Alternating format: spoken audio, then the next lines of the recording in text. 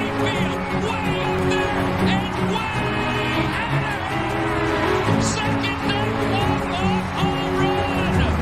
Grand slam, Bryce Harper.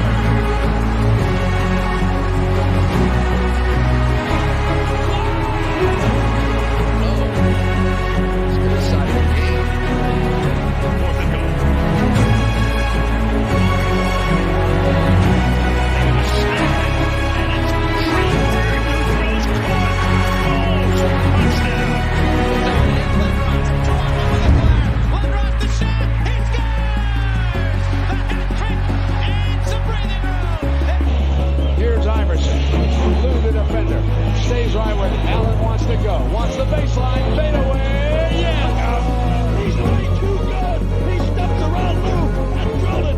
And the Sixers have scored 9 in a row. 7 straight points by Iverson. Looked like he was dead the win. The Sixers by 4.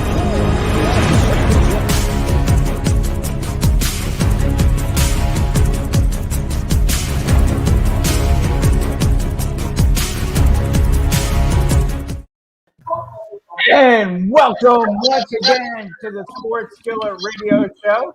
I am Jay. I'm joined by my brother Jeff, Mike Nebbia, and we're happy as always to have the coach Shane McGowan join us. Reminder to check out sportsskilletradio.com for all latest sports news, shows, updates, great articles by Mike Nebbia and others, and we got a lot of great content there. That's sportsskilletradio.com, our other social media channels.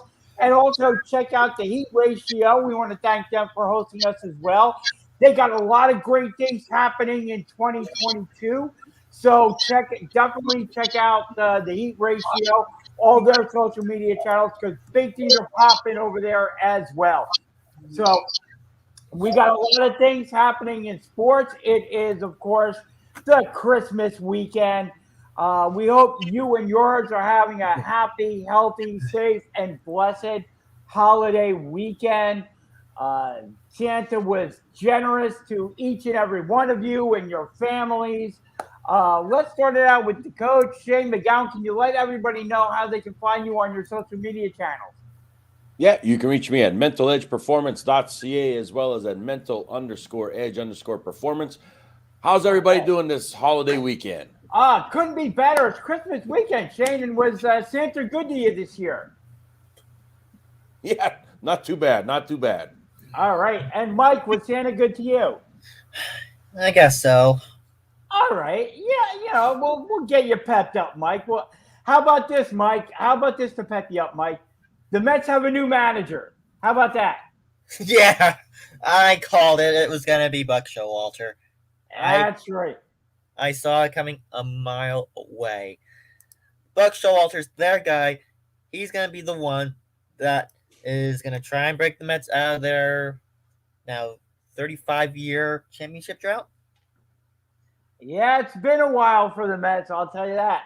And a lot of people are happy with the Mets selection of Showalter over some of the other candidates that they had brought in. Yeah, Showalter is a magician with the lineup. He's a magician with the rotation. He knows how to put a winner on the baseball field. Now, question is, can he do it in New York again? That's right. What did you think of Showalter, Jeff, being named the Mets manager? I think it's a good move for them. Everybody wanted it, so he was just, the obvious hire. Yep.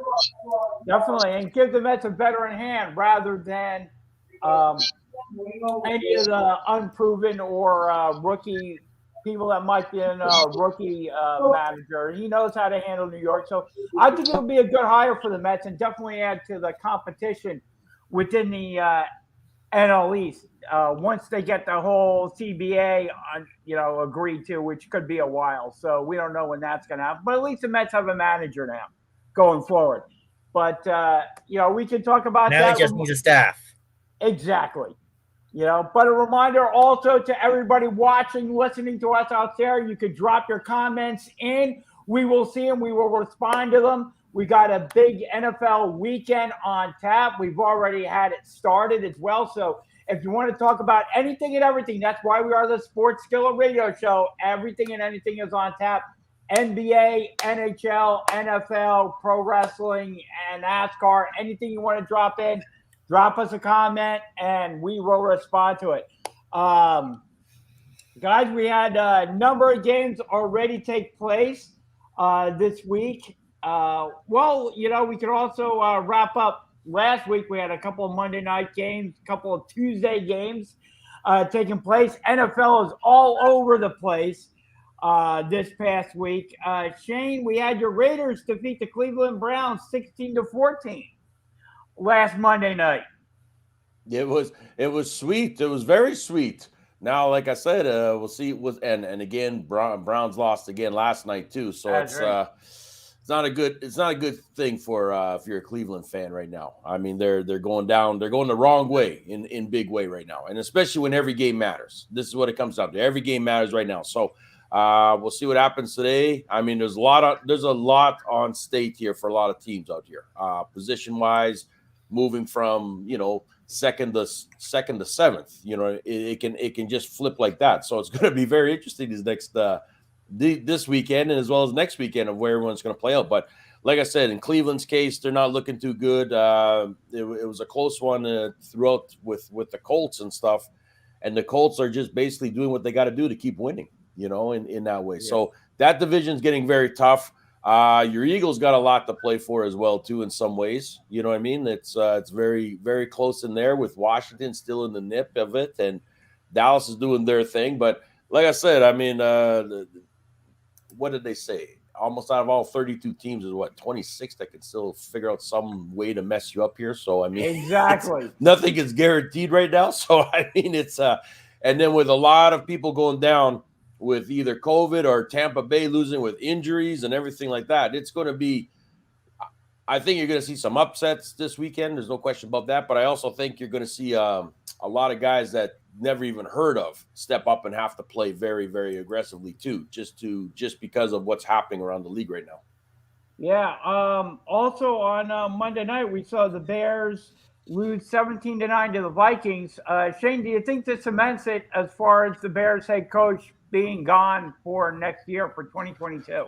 Well, like I said, to the Vikings. Yeah, I mean, I've always said I don't see Nagy sticking around. I think they're just waiting till the end of the season, and then that'll be it. They're not going to pull a Jaguars thing and just get rid of them, like that. I think they got a lot more respect for him, but unfortunately, it's just not working the way they thought it would. It's just Nagy is just not fitting in that way at all. I know it's been a revolving door with quarterbacks and everything like this for Chicago. It's been a tough go when it comes to player personnel too. But again, too, is your coach has to be able to deal with that and still put the best team out there and be competitive. And at times they were throughout the season, but so many times they were just not. You know what I mean? So I just think that Nagy is going to be gone after this season, and wherever he lands. But I do think that that's Chicago's way, and they're going to figure out how to. But they're just going to do it at the end, I think. Yeah, you think so, Jeff? Nagy's out after losing on Monday night to the Vikings. Jeff can't hear you. Come in, Jeff. Yes, Nagy's gone. Gotcha. Yep. You think he's gone, Mike? He's done. Yep. And then on Tuesday, we saw the Rams beat up on the Seahawks 20-10. That could create some controversy in Seattle with Russell Wilson and, of course, their head coach as well, Shane. Either one or both of them might be out of Seattle come the end of the season after losing to the Rams 20-10. I think they're both gone. Yeah. I think Russ is going to pack up. I think Pete Carroll finally said that's it, and some they've said that's it, Pete. We got to move forward in a different direction.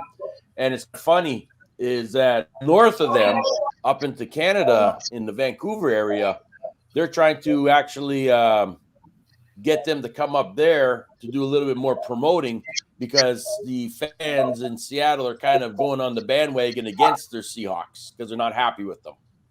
So, Yeah. You know what I mean? When you got to do a little bit extra promoting, it's not always a good sign or a good scene. So I have a feeling that they're going to make some changes. And Metcalf's not happy. He's far from happy too. So you start losing all these guys and your defense is bad in so many ways, I think it's going to be the changing of the guard. And depending what they can do about Russ, you might be able to get something back in some big ways too. So I think there's going to be a big overhaul in Seattle coming up. Jeff, you're the big NFC West fan among us. Do you think Russ and Pete Carroll are gone at the season, or do you think one of them survives? I know Pete Carroll has a lot of power within the organization, but even so, they may move on from Pete Carroll. Yeah, they'll move on. Look. I think Pete Carroll probably is gone, but I think Russell Wilson could come back. But who knows how that organization is going to move forward? Changes obviously have to happen, but it's going to be interesting to see what happens. Yeah, what are your thoughts on the Seahawks, Mike? I think Pete Carroll's done. I think Russell Wilson's done. I think it's time to hit the reset button in Seattle. I agree with you. I definitely do. I think Pete Carroll you just look at the Seattle Seahawks right now, and I don't think there's one thing that you can point to that they do extremely well. I think the defense has gone down. The offense, even with Russell Wilson, was only able to score 10 points against a division rival, the Rams. I think that definitely Seattle needs an overhaul. And I can see both of them going because Russell Wilson is in the prime of his career right now. And I'm sure he doesn't want to go through a rebuild down in Seattle. So I think he might push to get out of there. And then it's a question of what team does he go to. But I think Seattle is in store for a rebuild. Absolutely. Then we had over the course of the past couple of days, we saw Green Bay defeat the Cleveland Browns again, 24-22.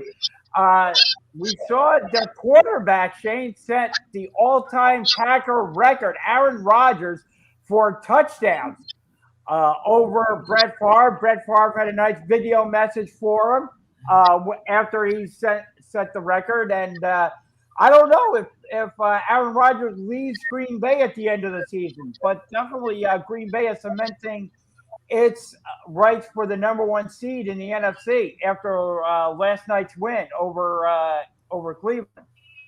Yeah, well, like I said, the record is going to be broke. You know that. Went to Lazard. I think he was trying to get himself to Adams, but it didn't flow that way. No problem. He still got it. And he gave Adams a few extra presents as well with a couple of touchdowns. But there's a lot of, how can I say? Aaron's looking good and looking happy out there. Yeah, your ultimate goal is to get to the Super Bowl and win it. And that's what they're working for. But as for the end of the season, they were bringing it up, and we brought it up earlier in this week of saying, you got to lock in Devontae Adams. Neither guy here is locked in any long-term contracts or anything like that. So yeah, that's going to be very, very key, I think, in both of those guys, whether it be Devontae locking himself up in a big thing and Aaron looking and saying, okay, I can join you, or the vice versa, or both of them just saying, you know what, we've won. Now it's time to move on. And that might be a key too. That's something we're forgetting about. Let's hypothetically say the Packers go on and win the Super Bowl. Then what? Do they stick around, or are they saying, you know what, Brady did it, we can do it too? And that's another thing as well. So yeah, it's going to be interesting in Packerland. That's for sure. Yeah, and Jeff, what do you think? Do you think over last night's Green Bay win, do you think that will help the Packers secure the number one seed? And do you think that will nudge maybe Aaron Rodgers to stay in Green Bay after this year? I think that they pretty much cemented the number one seed. So I think that's pretty much done as far as the NFC goes. The road to the Super Bowl will go through Green Bay. It doesn't look like anybody else is. You got Dallas out there, which is going to probably win out. But Green Bay obviously has a little bit of a lead there over Dallas. So otherwise than that, Tampa Bay obviously losing a costly loss there by Tampa. So the path is clear for Aaron Rodgers to get the number one seed. And Jeff, you cut out there. No, I don't think Aaron Rodgers is going to take his try and get to a Super Bowl. I mean, look, maybe the third time. Yeah. Jeff is kind of phasing out on us. Mike, what did you think about Green Bay's win yesterday? Do you think that'll help secure Aaron Rodgers staying in Green Bay? Number one seed's already clinched for Green Bay. I think so, Aaron too. Rodgers is going to stay, at least for now. But his long-term future in Green Bay, that's probably going to be up to Shailene Woodley. Could be. And the other thing is, like Shane mentioned earlier, I think that he and the wide receiver are going to have a strong conversation at the end of the year. And if one of them leaves, the other one could follow. I really do. I really do think that. Looking at it from the other side of the coin, Cleveland has a huge decision to make on their quarterback, Shane, whether or not to pick up the option. He did not look good at all yesterday in that game, throwing 3 or 4 picks. I don't know if they pick up his 5th-year option or go shopping for a brand new quarterback. I'd actually test the market. I'd actually put him out there and maybe think about moving on from the quarterback. What do you think, Shane? Yeah, no, you know what? Baker is not. Baker does not look good at all. There's no question about that, and he hasn't looked good for a little while now.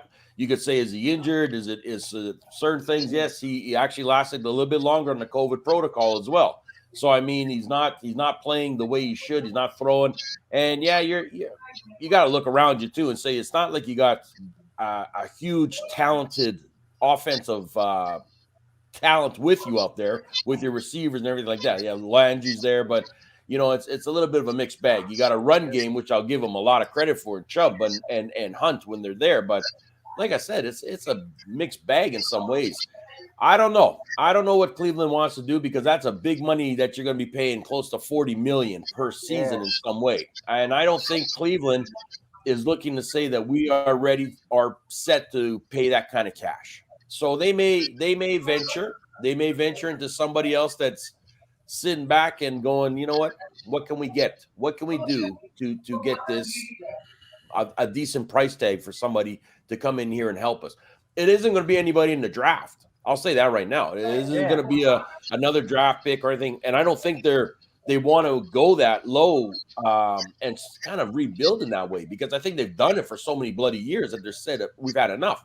They want an established quarterback. You want somebody, and I think they were really banking on Baker to be that guy. But for this season, now they may say no, this is our guy moving forward, and we're going to stick with it. Ride or die, as they say. But I don't know. It's going to be a tough one in some ways. It's really going to be tough in Cleveland when it comes to this, and maybe he just needs a little bit more offensive help, out there. Maybe he needs another key receiver. In some ways that he could also focal on and pinpoint too. So that's going to be up for them. But I wouldn't want to be in Cleveland right now. Put it that way. A lot of indecisiveness. Yeah, exactly. And Jeff, do you think they move on from Baker Mayfield, or do you think they extend the 5th-year option to him? I think they'll extend the 5th-year option. I mean, he's a good pitch man. He makes good commercials. Yep. So that's the bright side of Baker Mayfield. The NFL obviously likes to promote him. Yeah. So it's just the way it's going for Baker Mayfield. It throws a lot of picks. He needs help. I mean, like Coach said, he needs help out there in Cleveland, and they need to surround him with some better talent. Yeah, definitely. What do you think about Baker Mayfield, Mike? Do you think they extend the 5th-year option to him? I think he gets extended. I think the Browns just need to fill out his supporting cast, get him some receivers, get him a decent running back. Not to say that Nick Chubb isn't good; he's very good. Nick Chubb just needs a decent backup. If they can fill out the supporting cast around Baker Mayfield, I think the Browns are going to be a force in their division in the AFC. They should be. I have questions. I just have questions about Baker. I really do about, maybe he's a little bit too short for the position. He's not getting the protection he needs. He's not getting the supporting cast he needs. Yeah, but That some of reminds his me of Daniel Jones. which we're going to be getting to. Don't anybody run off. Reminder: you can drop comments in. We will see them. We talk about anything and everything here on the Sports Skillet Radio Show. So, be it NBA, NHL, NFL, drop your comments in. We will get them and respond to them. That's it on the Baker Mayfield front. Jeff, your 49ers took a loss 20-17 to the Tennessee Titans. What do you think this means about Jimmy G? Because he also didn't look too good going up against the Titans. Well, the Titans have beaten a lot of good competition this year. I mean, they're the underrated team, I think, out there in the AFC because they've beaten a lot of top teams. And Garoppolo, before that game, obviously was on kind of an historic run there. He was doing pretty darn well. Yeah. He had it wasn't a great game, but he did bring the 49ers back there with that very impressive drive at the end. And like a lot of games this year, you leave time on the clock, just any time, and all the team has to do is go down and kick a field goal. You got these kickers kicking, over 50, 60 yarders, whatever you want to say, and, they make it and they win the game. So it wasn't a terrible game by San Francisco. They just got nudged by a field goal. So, sometimes that's the way it goes down. Do you think would you move on from Jimmy G, Shane, or would you try him for another year? I mean, you got their high draft pick sitting on the bench behind him. Yeah, no. When it comes to do you trust that high pick that you have? Yeah, that's true. I think they're going to keep Jimmy G. I think that, I just think that they're having I think they're just having that communication problem amongst play calling in some ways of saying, listen, we got to figure out how to keep control of this ball. And again, the tailbacks, the running backs that they've got to be healthier out there too. And they haven't had a healthy team at certain times too. Right. So I think that's another factor too. Kittle was ex-Nate, which is another problem because this is a talented man.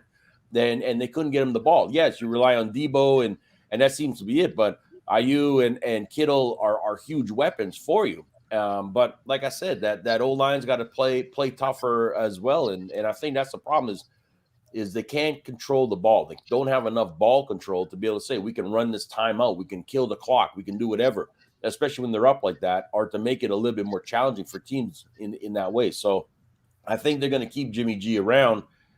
And I just don't think that they trust Trey Lance right now to come in there and step up. You know what I mean? And I think that's a right move. I think he's way too wet behind the ears right now to be in that place. But I do think that they need some extra help out there on that team. And if they did get rid of Jimmy G, it's about what are you going to get back? You know what I mean? That's it.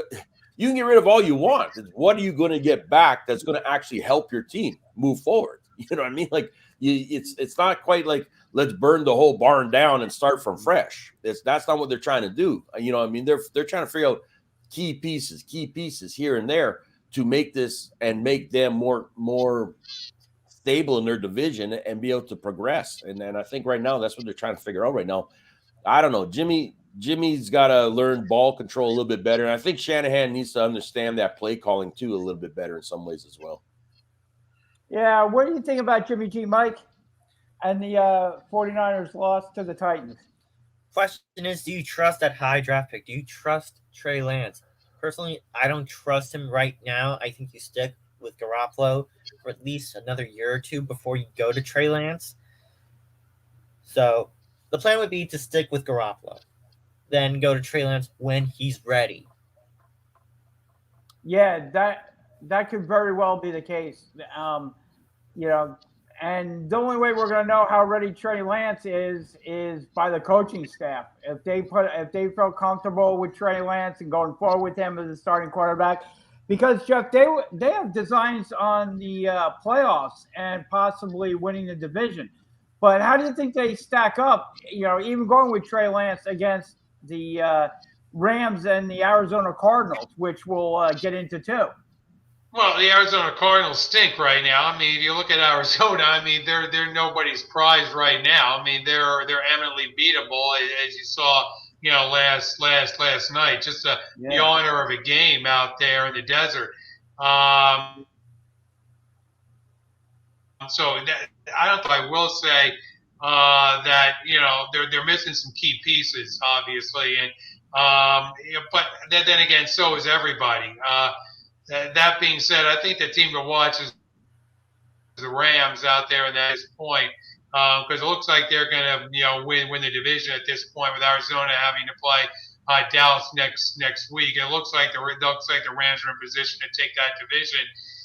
As for the conversation about Trey Lance, look, you moved up in the draft to take this guy. You mortgaged your organization on this guy. You gotta hope this guy delivers for your team or your organization. It's set back many years. And I will say that if they're wrong on Trey Lance, then I think you got to look at the management. You got to look at the general manager, and certainly the coach. And you got to take a hard look at the organization and say, what the heck is going on here?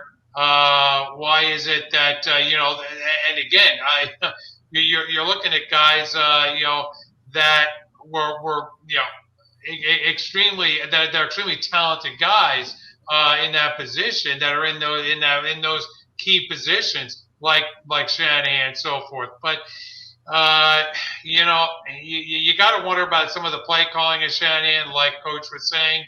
You got to wonder, how long they can stick with Garoppolo, and it's a nightmare out there in San Francisco right now, because they're a win now team, but they have issues that are preventing them from being that kind of team.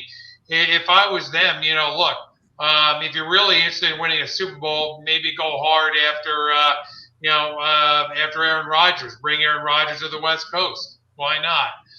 If that's what you want to do, and just say, the heck with it, and just say, you know what, let Trey Lance sit behind him, and say, you know what, we're done with Garoppolo. We're going to get serious here, and we're going to bring in Aaron Rodgers. Yeah. Maybe that's what they decide to do. But spending that high draft pick on Trey Lance, Jeff, you'd hate to see that go to waste. And not at some point turn the team over to Trey Lance. Because using that high draft pick to get him, that's mortgaging your future. And that's something. Well, mortgage or whatever. I mean, right now the 49ers have a team, or they're trying to be a win now team. Well, if you're a win now team and you're not setting yourself up for 3-4 years down the road, and you're saying, okay, this is where we are, then get serious about it. Say, you know what, Garoppolo's not the guy. Trey Lance is not ready yet. Bring in Aaron Rodgers. Bring in Aaron Rodgers to win you a Super Bowl. Go right ahead and do it. I mean, he's got to look at that offense and say, with Debo Samuel, like Coach was saying, with Debo and so forth, hey, with Gill and so forth, I can come right in there and take that offense right to a Super Bowl. The defense is certainly capable of playing well. Yeah, it absolutely is, without question. So we'll see what happens there in San Francisco. Mike, turning our attention to today's games. Giants are facing off in Philly against the Philadelphia Eagles. And there was a tweet sent out by Adam Schefter that the Giants plan to bring back head coach Joe Judge and quarterback Daniel Jones for the 2022 season. Dave Gettleman appears to be out. What are your thoughts on Judge and Daniel Jones coming back for 2022? Joe Judge is a yes. Daniel Jones, I'm iffy about. Gettleman, thank the Lord. He's done. Now to get a new GM, and hopefully it's not Jared Porter. Well, here's the thing. It looks like they may go with Kevin Abrams and promote him from within. Maybe they go outside the organization. But to force a GM, to force a head coach and quarterback on the new GM, I don't think that makes for a lot of success, Coach. What do you think? Nah, I mean, there's a lot of other guys out there that are ready to step in and be that GM and everything. And I think you're going to see a bigger revolving door very soon with a lot of these teams when it comes to coaches, GMs, and everything like that amongst some of them. So I just think that New York is. I don't know why New York is so much. They always do this. They like to wait and they hold on to the last little bit. They're like buzzards. They're picking the meat off them bones instead of just get rid of the bone and get some new fresh meat. And that's what their problem is. And that's why I said it. I saw that from Chef and I'm just like, to me, idea. I think Judge should be gone. Daniel Jones, I happen to like depending on Joe what happens Judge's with coach. his neck and everything like that. Yeah, you're the only one though. But I mean, that's the problem. is like He's I an said, okay the head league. coach. He just has too many bad pieces to work with. He doesn't have the pieces he needs to work with. Maybe the pieces don't want to work with him though. You know what I mean? And there's not so much. Look at it. Barkley is who he is. They all rode the mighty dollar of Daniel Jones being the next savior, and he's done nothing for them.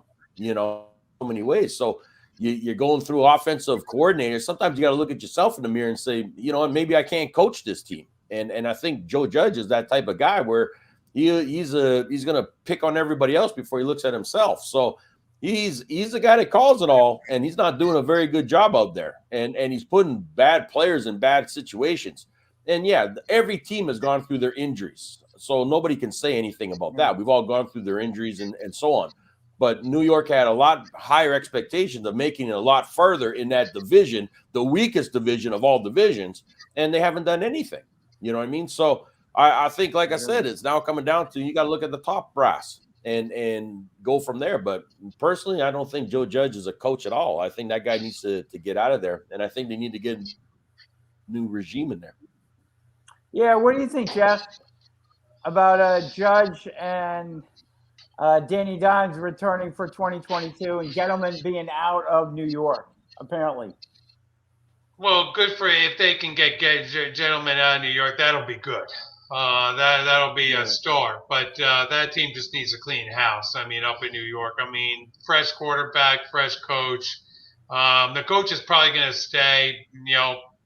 But I mean, because the owner it seems to be, in the favor of keeping Judge around. But I can't see the quarterback and certainly the general manager need to be out in New York. I mean, no question about it.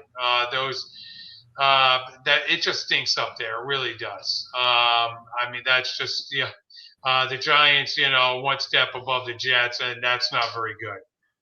No, they're pretty darn close in terms of record and underachieving and everything like that. They're pretty doggone close to the New York Jets in terms of futility.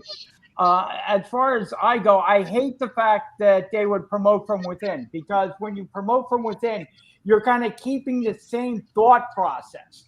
You're keeping the same, you're keeping that same system, that same kind of shtick or whatever you want to call it. You're keeping that same atmosphere around. You may get rid of a piece here or a piece there, whatever, as the person is promoted from within.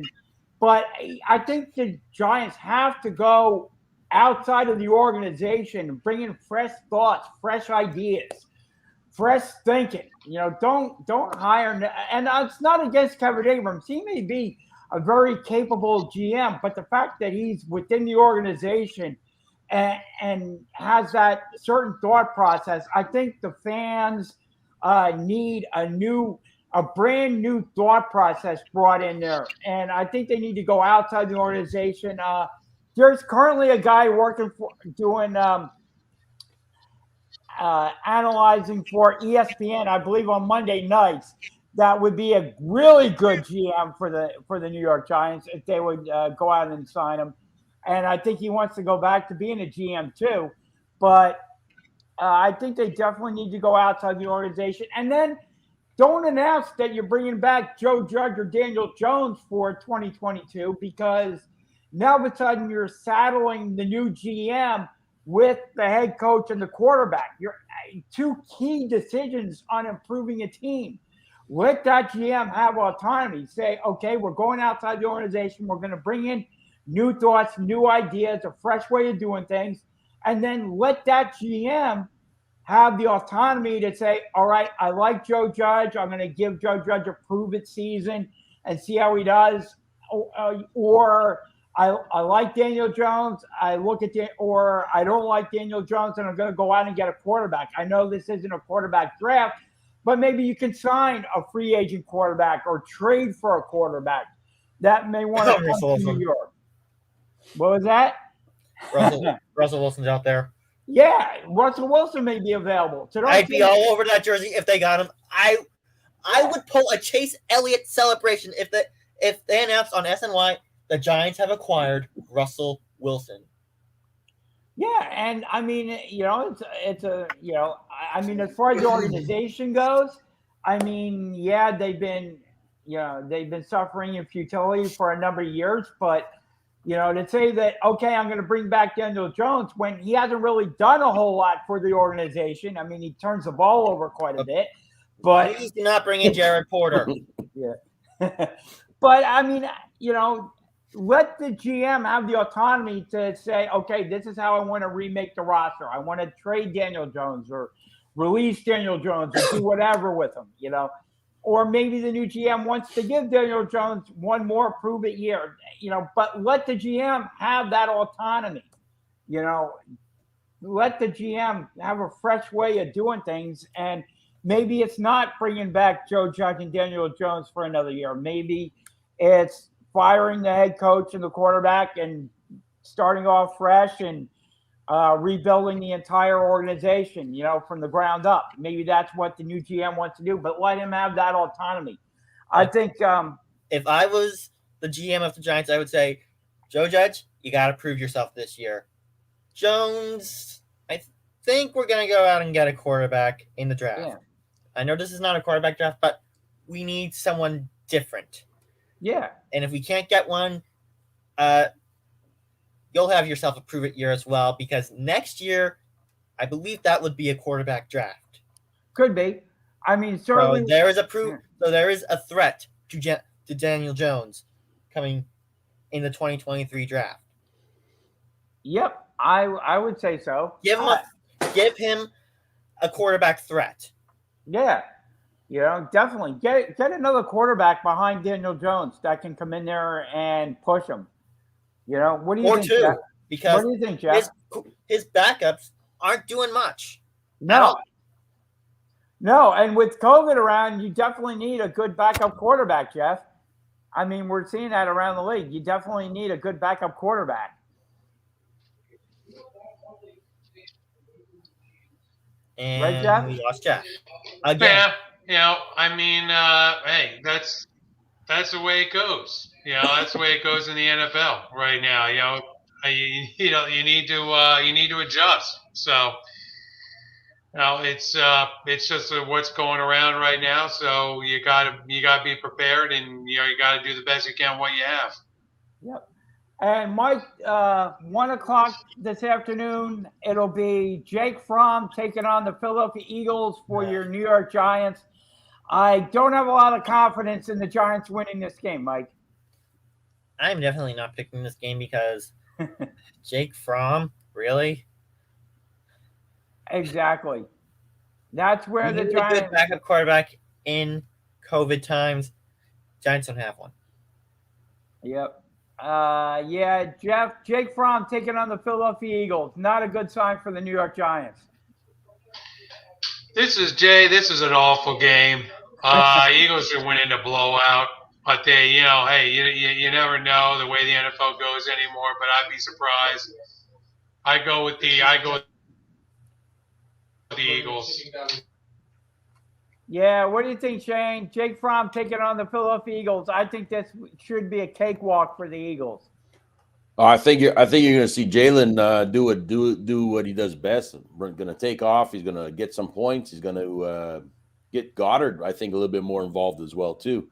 And I just think that the defense is going to play. The defense played really well for the Eagles last week. I mean, they stepped up. They really played well. So I got Eagles on that one for sure. I'm curious about tonight's later slate with the Cowboys and the Washington team.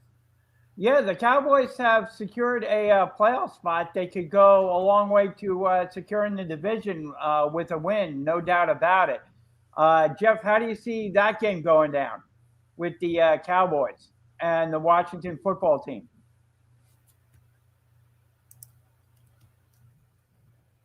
And we lost Jeff again.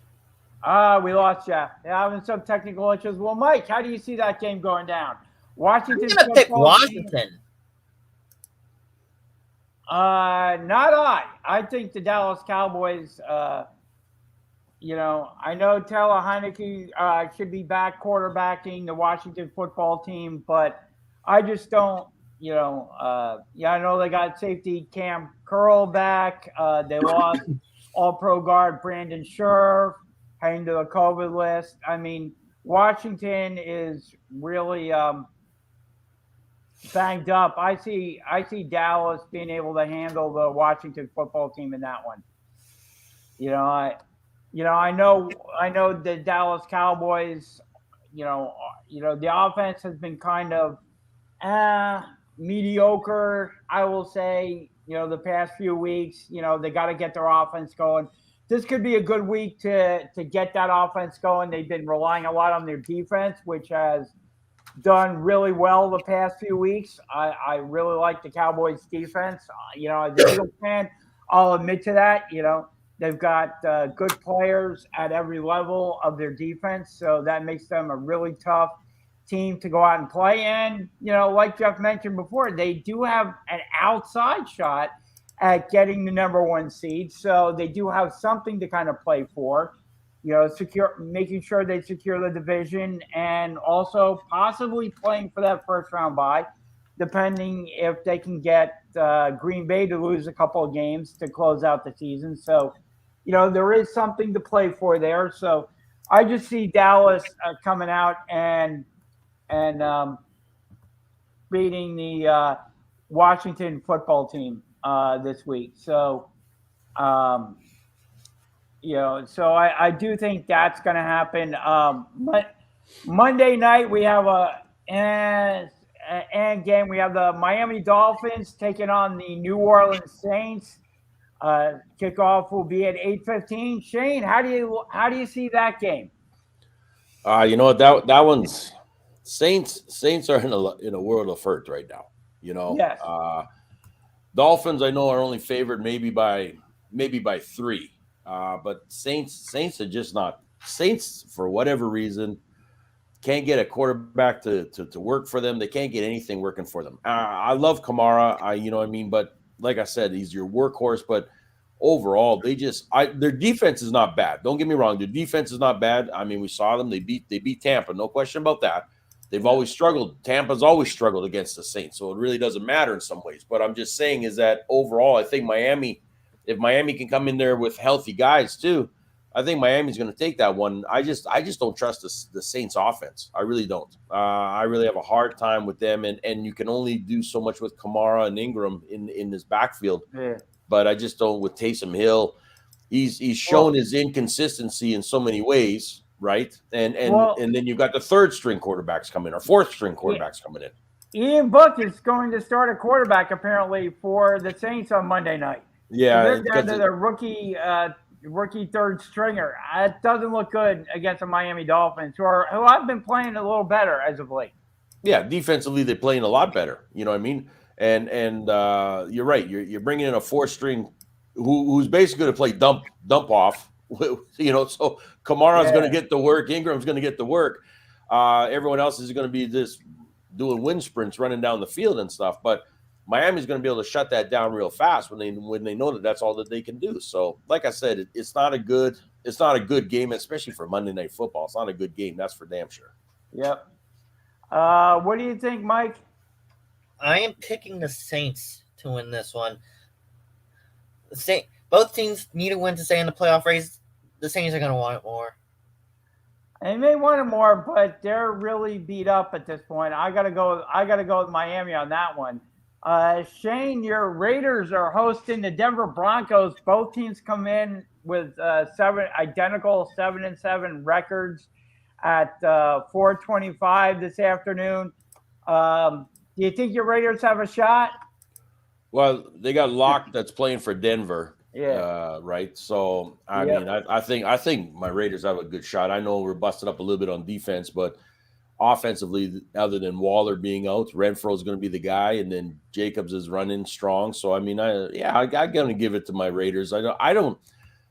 Denver's defense to me what started off as being the big bad boys out there, the Orange Crush and everything like that. They didn't come or live up to that hype all season. They haven't lived up to that hype. You know what I mean? They've been underachieving in many ways, and I still think that that's going to happen today. I think they're going to underachieve, and I think Raiders defense, especially that front four, are going to put a lot of pressure on Locke there, and he's going to have to go scramble for his own safety and everything like that. So that's going to throw him off too. And I know he can run. They know he can run. So they're not worried about that. They played against running quarterbacks, their entire season for Pete's sakes with Lamar and everybody else like that. So they understand what they got to do. But I'll give my Raiders credit for this one and take it, especially because we're playing in Vegas too. So, gotcha. And Mike, Broncos at Raiders. You think the Raiders have a shot, Mike? I think the Raiders pull it off. I'm going to go with. I know the Raiders have injuries in their secondary, but I'm going to go with the Raiders in this one. I agree with Mike. I think they will pull it off too. I know we have some Steeler fans out there, and they will be hosting with the record of 7-6-1. They will be hosting the Kansas City Chiefs. The Chiefs offense will be without Travis Kelce this afternoon. They get Tyreek Hill back from the reserve COVID-19 list on Saturday. So they do have a little bit of good news. Shane, Kansas City going into Pittsburgh to face the Steelers. Chiefs come in with a record of 10-4, obviously shooting for the number one seed in the AFC. Do you think the Steelers have a shot? No. Even with Kelce out, look at Kelce hasn't been playing even remotely close to Kelce level. So I mean, you're basically bringing in Noah Gray to come in there and take that spot, which is fine. You got Tyreek on out there that's playing. You got Pringle who's still playing. You got both running backs, Williams and Clyde Hilaire. So I mean, you've got your full team in so many ways. You know what I mean? Defensively, I think they have to sharpen up, and they're going to. But I just don't think that Big Ben has that arm strength to throw it down the field anymore. And I also don't think that Najee's going to be able to get much running yards either in some ways too. So you eliminate that a little bit. Chase, look at Devontae Johnson. He's good. There's no question, but you got to get him the ball. And I just think that they're going to put too much pressure on Ben to have to throw it a lot faster than what he wants to do. So Pittsburgh's also hurt on defense. So I'm gonna go with KC, even though you're missing that one guy.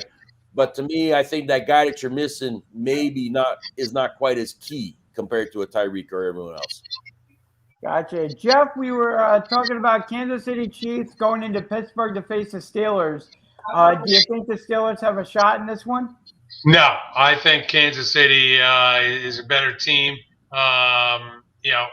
Right now, Kansas City's eyeballing that number one seed in the conference, and they're looking to cement that, get a bye week. In the playoffs. So, I think that's a mentality right now when you look at the Chiefs, and I just don't like right now the Steelers the way they're constructed at this point. Gotcha. And Mike, how do you see that game going down? I do not like the way the Steelers are constructed at this point. I hear you. Hang on. I was going for my fans. I'm going to take Kansas City. I'm taking Kansas City and Patrick Mahomes. Yeah, I would take Kansas City too. A game I wanted to bring up really quick. because it does have a little local interest here. Uh, Seattle, who's 5-9, are going into Chicago to face the 4-10 Bears. Why am I bringing this game up? Well, Matt Nagy announced Friday that Nick Foley and Dynamite will start today against the Seahawks. Fields' ankle is questionable to play, so we may get a little Nick Foles action for the Chicago Bears. Jeff, do you think that's enough to beat the Seattle Seahawks?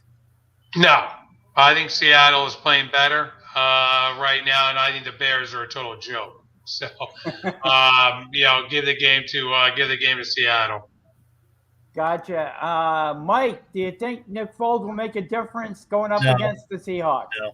Nope. Shane, I'll go to you. Do you think Nick Foles has a shot against those Seattle Seahawks? No, I mean, look at even despite Seattle's defense, I still don't think that the Bears. I mean, I like Mooney, I like Montgomery, but I just don't think Foles is going to get that job done. So, yeah, I kind of agree with you guys. I would love to see Nick Foles come away with a win. Obviously, having the ties to Philadelphia. But, you look at Nick Foles' record, and the only team he performs well for is the Philadelphia Eagles. He goes anywhere else, and he is just not able to perform up to the level he does in Philadelphia. So I do think Seattle's going to come away with a win in that one. Unfortunately for Nick Foles. But then we have a really good divisional matchup. The Baltimore Ravens, 8-6, banged up as they are going to go into Cincinnati to face the Bengals. Again, identical records at 8-6. Ravens placed quarterback Tyler Huntley on the reserve COVID-19 list, ruling him out for this game. Shane, do you think the Ravens have any shot at beating the Bengals today? no, I like the Bengals in this one. I think the Bengals are the healthier team, and again, you're playing with a third. Baltimore's playing with a third string quarterback. Yep. The only healthy guy they've ever had out there sticking around has been Mark Andrews, and the guy's having a great year.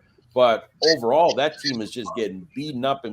And at Cincinnati, I'll give Burrows a little bit more credit and respect out there that he's able to make the right plays. And even with Chase being double teamed, Higgins is out there, Boyd is out there, and Mixon. I mean, look at he's coming out of the backfield to catch the balls and things. It's going to come down to a little bit more of defense. I think if Cincy's defense can put a little bit more pressure on this third string quarterback out there, you're going to have a better day. That's for sure. But Harbaugh, he's having some problems going for these 2-point conversions and things, and I think it's haunting him. You know what I mean? It's just haunting the guy out there because those have been games that they've lost trying to go for these things, and it hasn't been good in the past few weeks. So. Like I said, I just think that team is really they're having some issues. They're having some in-house issues. Yeah, I do agree with you. Jeff, you agree with Cincinnati beating the Ravens? Yeah, the Ravens are just too banged up right now. I'm taking the Bengals. I mean, for a lot of the points Coach made, but just simply because when you look at the matchup, it's just the Bengals just appear to have a slight edge in several positions. So I'm taking the Bengals here in this matchup. Yep, taking the Bengals, Mike. Yeah. Yeah, I agree. I definitely agree with you guys. Ravens are just unfortunately too banged up at this point. I have to go with the Bengals. And, if you remember back weeks ago, the Ravens lost to the Bengals 41-17 when they were relatively healthy, which they are currently not. So if relatively healthy, they lose to the Bengals 41-17. What's going to happen today? So, yeah, definitely have to go with the Bengals in that one. I'm curious about one other game that we're going to talk about here is going to be the Rams against the Vikings, because this is a game where the Vikings are at number 7 and the Rams are at number 3. And this is going to have, like I said, that playoff implications on certain things. who's moving down one and who's possibly moving up one from this game too, right? So, and they're playing in Minnesota. So they are playing in a dome and stuff like that. I think the Rams are going to pull this one out. For myself, I think the Rams got this one. But I'm just curious of what you guys think about that game as we move forward. Jeff?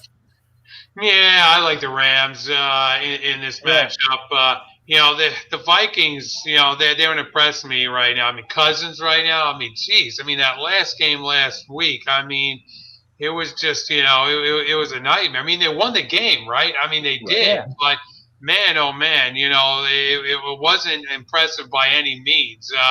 The Vikings basically have to try and win out here, and I just don't see them being able to match up very well with the Rams. And the Rams obviously having motivation now to go out there, win the division. And I think that's going to be, that's enough for them to say, okay, look, as bad as we played during parts of the season, we can still go out there, we can still win this division because, look, Arizona's put it out there on a silver plate for us to take. So let's go out and take it.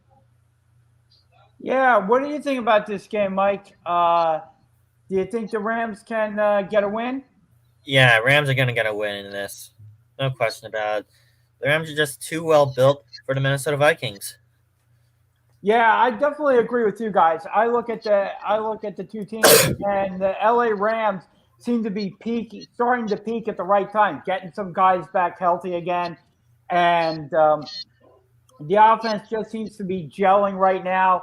And I think the LA Rams take this game. But we have another interesting game I'd like to get your guys' opinions on. The New England Patriots, with a record of 9-5, are going into Buffalo to face the New England Patriots are hosting, I should say, hosting the Buffalo Bills. Rematch from a couple of weeks ago, which was a very low-scoring game. I don't think it's going to be the case this time up in Foxborough, Massachusetts. I think it's going to be a much higher scoring game. Spread is currently Patriots -2.5. Jets, do you think the Patriots get another win over those Buffalo Bills, or do you think the Bills can kind of rebound and show something against the Patriots? Well, I think Vegas is smelling something here with that spread, right? I mean, if you look at it, 2.5 for a home team for New England. I think Vegas is smelling something here with the Bills. And look, the Bills know what they have to do here. The Bills know, hey, we got to go out there, we got to get a win here. Obviously, you can throw out that game a few weeks ago because that was just with the wind and everything else going on, you throw that game out, and now you look at the situation, and I think there are some things that Buffalo can exploit here with New England. So we'll see how New England responds coming off of that loss, and we'll see what happens with Belichick, and the quarterback. But at this point, I'm sort of looking at that. I'm sort of looking at that spread. And saying, geez, maybe Vegas is on to something here. I take the Bills. Yeah, what do you think, Shane? Do you think the Bills can rebound from the loss to the Patriots? I think the Bills are becoming a desperate team. So, yeah, I think they will respond. You know what I mean? It's spiraling. Like they're missing Cole Beasley, who's out. Gabriel Davis is out. So they're going to rely on Sanders. And you're going to rely on Diggs. And put it this way, even their run game, Singletary stepped up a little bit last time too. So they got a little bit of a production from there. But overall, Josh Allen knows that he's got to play a heck of a lot better, and that defense has to play a heck of a lot better. But they're in desperate mode because of the way that they've been playing, and they're seeing things slip. And that coach knows that. You know what I mean? He knows that this team is not playing up to what they should be. So I have a feeling he's going to put a little bit more of the screws to his Buffalo team and say, let's get this done. Let's go in there. And if they do win this game, I think that's a huge motivation for them as they move forward because it's been that monkey on their back a little bit, losing to the Patriots that last time. Yeah, what do you think, Mike? Do you think the Bills can rebound? Bills are going to rebound. They're going to win this game. I'm picking the Bills 27-23. And with the win, they will be tied for first place in the AFC East. with 2 games to play. This is true. I know Bill Belichick likes to take away things that the other team does well and kind of make teams left-handed, but I do think Buffalo has this game kind of circled on their schedule to rebound and maybe show everybody that the loss a couple of weeks ago uh, was not the true team. I know the Bills have had trouble running the ball, but I do think the Bills are going to come away with a win in this one. And just one other game I kind of want to bring up. At Bank of America Stadium in Charlotte, North Carolina, the Carolina Panthers are hosting the Tampa Bay Buccaneers. And it's interesting. The Bucs inactives for this game are going to be quarterback Kyle Trask, Bradley Pinion, Mike Evans, wide receiver, cornerback Pierre Desir, another big lot, safety Antoine Winfield Jr., outside linebacker Jason Pierre-Paul. They elevated running back Kenyon Barner. If you're an Eagles fan, Kenyon Barner will be activated for this game. A couple of other guys. Jeff, do you think that Tampa Bay is coming into this game limping? Do you think they'll still come away with a win over Carolina? Oh yeah, I mean, come on. I mean, they could beat Carolina with as long as Tom Brady can find a parking spot. They'll beat Carolina. That team's ready for the offseason right now. I mean, that team just doesn't know which quarterback they want. They don't know, where they're going, what side is up, what side is down. So, in my opinion, this is this should be an easy win for Brady and company. But look, hey, rest some guys if you want in this kind of game, because you know what, Carolina just doesn't have the personnel, I think, to go in and beat the Bucs. Yeah, I agree with you. Matt Rule announced this past week that Cam Newton will start with Sam Darnold mixing in. When you don't have a quarterback, Shane, that's not a healthy way to go up against the Tampa Bay Buccaneers, even as banged up as they are. I do think that Tampa Bay is going to come away with a win, but it may be closer than a lot of people are anticipating. I'll tell you what. Brady may have to smash 2 surfaces, two surface computers in this game. If he loses this game, he'll smash 2 of them. I mean, that's what Brady will do right now. If he loses here, he'll take 2 of those surface PC and he'll smash 2 of them. What do you think, Shane? Do you think Tom Terrific comes away with the win over Carolina today? Oh yeah, look at. I understand Tampa's missing a lot of key guys, but still got Gronk. AB is going to be playing. Ronald Jones is going to get a good workload and things like this. Tyler Johnson's still very, very dynamic himself as a young guy. But that defense of Tampa is playing real tough. And I just think they're going to come after Cam. They're going to come after Darnold. They're going to come after everybody. And Carolina's just going to have a hard time trying to control that. And then I think also Carolina's going to have a very frustrating time controlling Tom Brady's pace. I think he's going to try to he knows the game. He's going to go fast. He's going to go slow. He's going to go all the different speeds just to keep it intact and keep the game in control. And that's it, especially because of what he has with his offensive guys. So that's the thing. You're trying to outsmart a guy that's smarter than you, and it's not going to happen. So I definitely, you're right. If they lose, you're right. Tom's going to break another tablet. There's no question about that. But I just don't see that happening, though. Yeah, I'm with you. Mike, do you think Tom Brady's going to win this one? It's Tom Brady. Of course he wins. Yep. Yeah, that's where I give the edge to Tampa Bay. Like I said, the team may be banged up, but with Carolina not knowing who their starting quarterback is and trying to figure it out on the fly, that doesn't bode well. Even with Tom Brady having a banged up Tampa Bay team, I do think Tampa Bay is going to win this.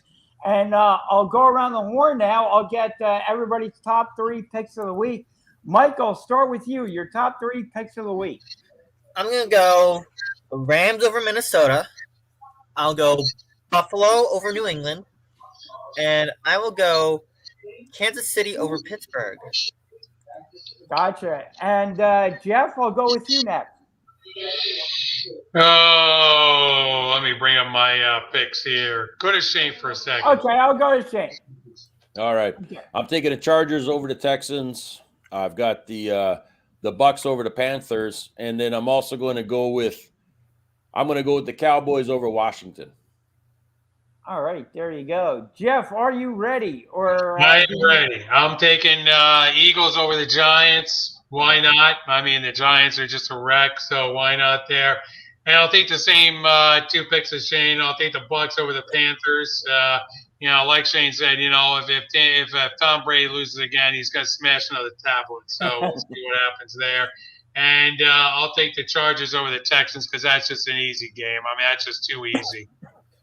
Gotcha. And I am going to go with Denver. I am going to go with the Eagles this week, and I am going to go with the Bengals this week. Just to go over one more point before we leave, Jeff, or Mike or Shane, I don't know whether you saw this tweet that Clutch Sports put out. Now, Clutch Sports is the agent that Ben Simmons is a client of. And so they recently tweeted out, vote for Ben Simmons for the All-Star game.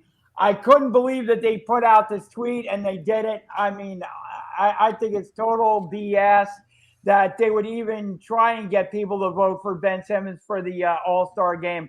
Jeff, what are your thoughts? Do I really have to comment on this? I mean, No. really? I mean, this is just crazy. I mean, this is the NBA, right? This is the NBA. So, I mean, that's just, what kind of circus the NBA is that, you try and get people to vote for Ben Simmons, who right now doesn't even want to play for his team. I mean, give me a break. And the team doesn't want to trade him. So, I mean, come on. Give me a break. Hey, if he went to the All-Star game, he'd have to don a Sixers uniform to do it. So there you go. So maybe I do not get the logic of Ben Simmons' agent. Like, what the heck? Ben Simmons doesn't even want to play for the Sixers. Why are you promoting him for the All-Star game? I will answer it's that. It's not the NBA without some snippet of controversy. I will answer that question with one word, Mike, and that is moolah. Obviously, if Ben gets elected to the All-Star game, he makes a little bit extra cash, I guess, in his contract. Shane, I think this was a total joke by his agent trying to get people to vote for Ben Simmons. Of course. I mean, the whole thing's been a joke, and it makes him look even more stupider. It makes Ben Simmons look very petty. It makes him look bad. It makes feel sorry for me, blah, blah, blah type of thing, when it's technically, dude, it's your fault. You could be traded. You could be whatever in ways that you just got to get out there and play. In sports, you are expendable. Right. Everyone in sports is expendable. You can be replaced at any time, not just the players, not just the coaches. And here's the other thing, too, is one of the things that Ben Simmons brought up earlier is the fact that he was not playing for the 76ers because he had some mental health issues. And I think this totally flies in the face of that. Like, okay, I'm not going to play for the Sixers, but, I'll play for the All-Star game. It totally makes that mental health issue thing that he's brought up as to why he's not playing for the Sixers. I think that puts that into question now, too, which I hate to see. I hate to see because, I mean, you saw it, on the Philadelphia Eagles with Lane Johnson, who had legitimate mental health issues and had to step away from the team, and some others as well. And this totally and completely aggravates me that his agency would do that. I really do. And Shane, I think you could speak on that too. I mean, you have athletes with legitimate mental health issues, and then you have Ben Simmons' agency saying vote for him for the All-Star game. I think that totally flies in the face. No, you don't do that. And you're absolutely correct. I mean, it's a slap in the face. It's a slap to what this is all about. It's a disgrace. And that's what it is. When it's an absolute disgrace. Yep. And when you're getting that type of scenario like this, it puts everything into more perspective of people that are legitimately reaching out for the help and have gone on record and have shown that, listen, we can still get through things even during these times and what I'm going through, etc. To have somebody circle and make a circus of this at the beginning and say, well, I've got issues, but I have mental health issues, but vote for me to be in the All-Star game because I want to get out of this city and it's part of my contract to make more money. Yeah. You know, it really diminishes his credibility in so many ways. His actually, it looks at him of going, what do you really want to do with your life? Because it doesn't seem like you want to play ball. You just want to collect a paycheck and that's it, you know? So it really, I hate to say it, but he's going to get a lot of backlash from also players, but also I think he's going to get more backlash from the fans, no matter what team he goes to now because of this. Yeah, exactly. And before you let you go, Shane, we have the COVID-19 virus wreaking havoc throughout the NHL. You're up in Canada. What's your perspective from everybody up in Canada as far as the NHL postponing games and shutting down teams, etc.? Yeah, well, I mean, like I said, for here, they went to a 50% capacity at the arenas to now it's going to, I think next week, going to be actually nobody's going to be able to attend the games. You know what I mean? They're going to go back to that blanket and then see how it starts to spread in that way too. But I got a feeling that depending on what they're looking at right now, I mean, you may be quickly going into a fast bubble in some cases of what they did last year. And unless they can get some things, say, under control, or they start following the same format that the NFL is with the quick testing, you know what I mean, in this way too, right? And NBA just saying, listen, you're okay after this, a system, whatever, you know what I mean, and stuff. I think that's going to be what they're looking at right now. They're seeing how it's flowing right now in the NFL to get people going and stuff. The only problem is the NFL is a week. You know, it's a week before you play. And NHL is like every day to every 2 days Every that other you're actually day. playing. You know Usually what I mean? every other day.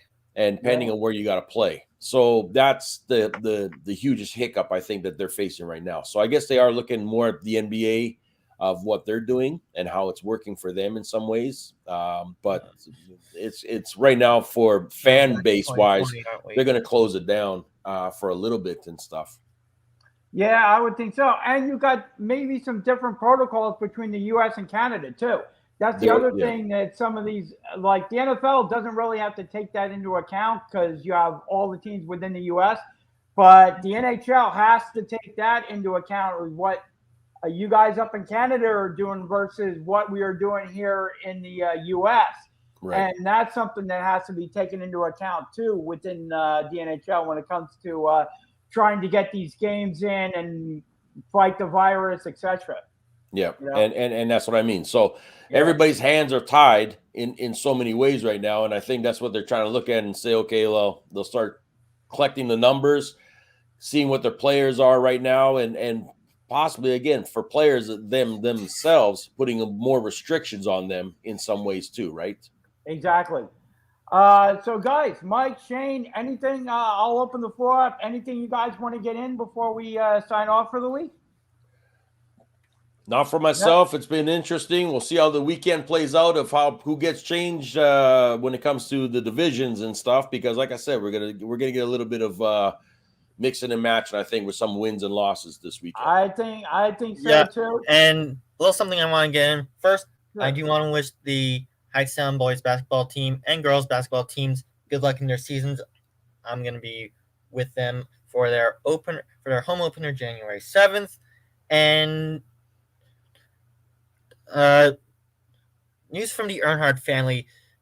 Dale Jr. and sister Kelly Earnhardt Miller just announced the passing of their grandmother, the matriarch of the Earnhardt family, Martha Earnhardt, a little while ago on Twitter. So condolences to the Earnhardt family on their loss.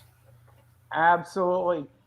Shane, before we sign off, can you let, once again, everybody know how they can find you on your social media accounts? Yeah, you can reach me at mentaledgeperformance.ca as well as at mental_edge_performance.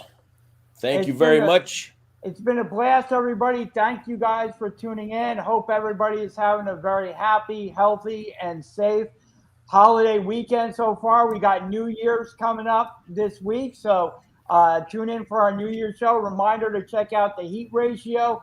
They got big things popping in 2022. So you want to head over to their social media.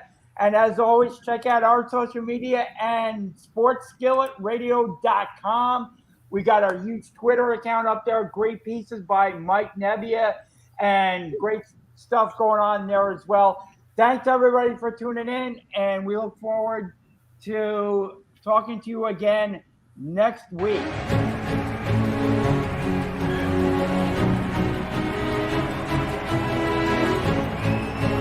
The bases loaded and one out. Oh, sent it deep to right field. Way up there and way out. Second and walk-off home run. Grand slam, Bryce Harper.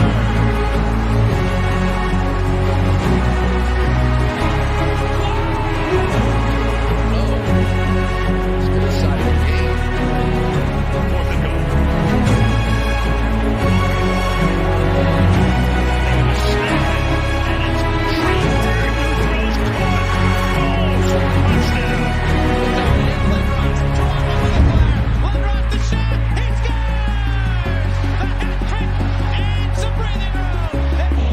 Here's Iverson. Eludes the defender.